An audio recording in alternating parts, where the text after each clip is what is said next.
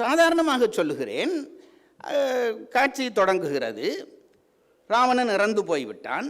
ராவணன் இறந்து போய்விட்ட உடனே போர்க்களத்திலே ராமன் நிற்கிறான்.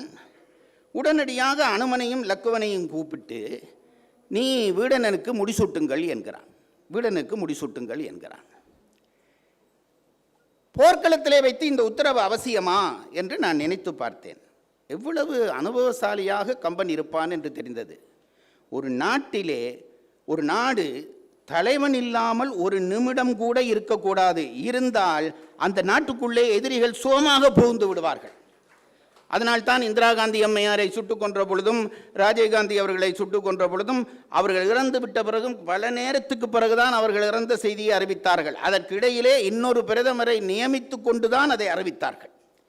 இதை அன்றே கம்பன் செய்கிறான். ராவணன் இறந்து போய்விட்டான். இப்போ இலங்கைக்கு தலைமை இல்லை. தலைமை இல்லாத இலங்கைக்குள்ளே இவன் தான் எதுவும் செயல்படக்கூடாது. ஒரு தலைவன் தான் செயல்பட வேண்டும். ஆகவே உடனடியாக வீடனனுக்கு முடிசூட்டும்படியாக லக்குவணனுக்கும் அனுமனுக்கும் உத்தரவிடுகிறான். முடிசூட்டப்படுகிறது. வருகிறார்கள்.